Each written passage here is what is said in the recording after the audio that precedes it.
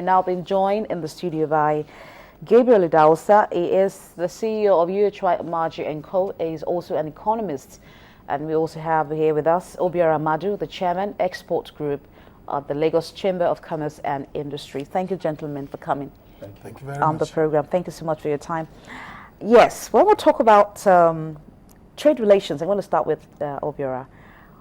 How have we benefited from it? Because that has been on for several years. We're trying to grow trade and having a relationship with other countries around the world. How would you describe this? Well, trade relations are supposed to be mutually beneficial between the countries or the regions that are involved. I think we've benefited quite a lot, at least during the past EPA. There were advantages in Europe for agro-produce that are going from Nigeria and others. So it's been very, no nation is an island. We can't survive on our own. But I don't think that we have clear strategies on how to benefit from this very particular, from trade relations. Everybody looks to Europe and America, but intra-African trade, it's at 10%, the lowest of all the regions, all the continents in the world. So we have benefited, yes, but I guess we need to do better. Under globalization, we are supposed to strengthen up. There's no free lunch any longer. So we need to actually do a lot of homework to be able to reap further from trade relationship. Okay, we'll get back to you shortly. And you talked about the Economic Partnership Agreement, which was rejected by Nigeria a couple of time ago. But let me hear from Gabriel.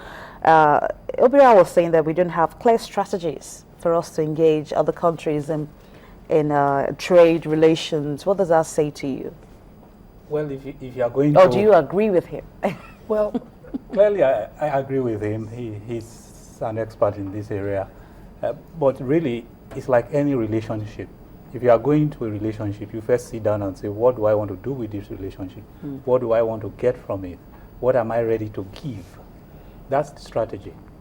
But if we go in a lot of countries, for example, we just buy rice from Malaysia in hundreds of millions of dollars every year. And we don't think as Nigeria, what are we getting from that relationship? And we export crude oil, which we can process. And we don't really sit back and say, what can we get from that relationship from the people who buy our crude oil?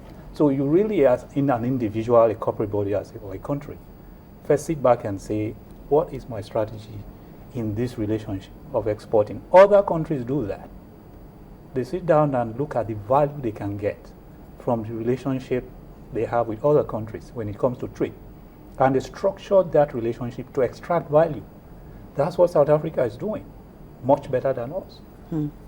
Okay, Obiora, still talking the issue of strategies for engaging in trade relations, knowing that Nigeria is the biggest economy in Africa and everyone is keeping their eyes on 170 million people, to have some business relationship with.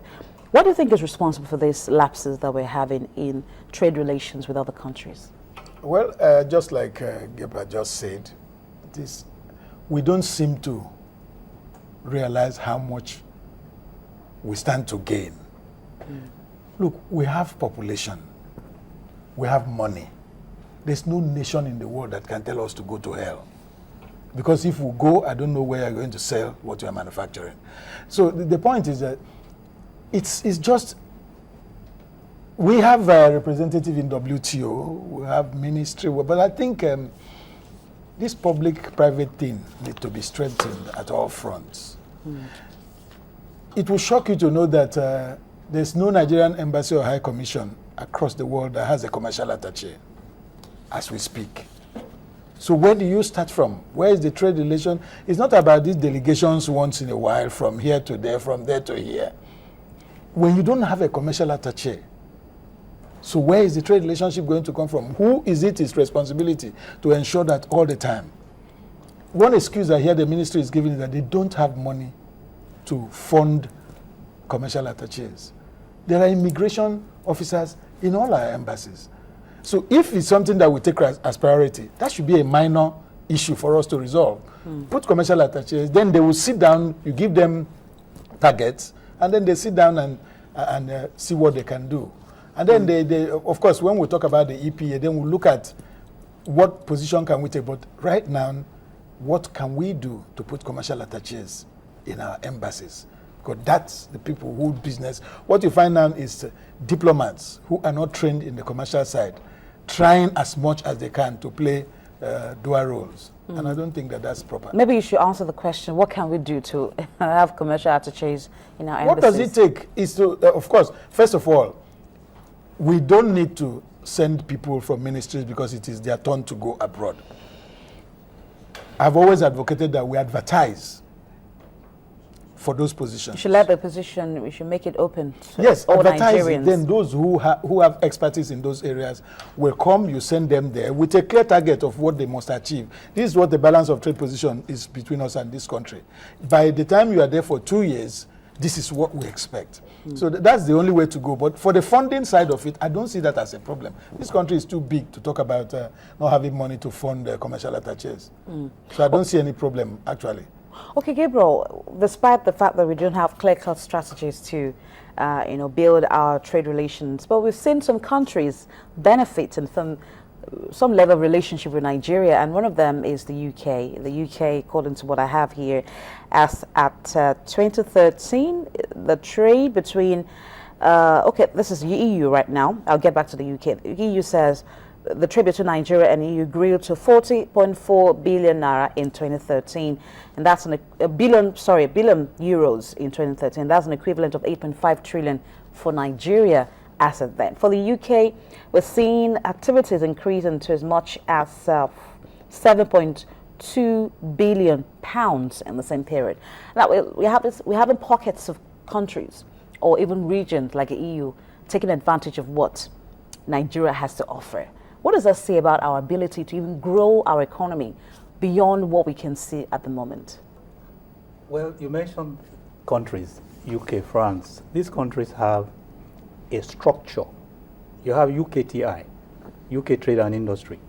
Their business is to take countries one after the other. UKTI has a target for Nigeria. The export to Nigeria year on year for the next 5 years. If you go to UKTI, they will tell you this is our target. This is what we expect to get from Nigeria. And that target is driven by a budget and by investment in people.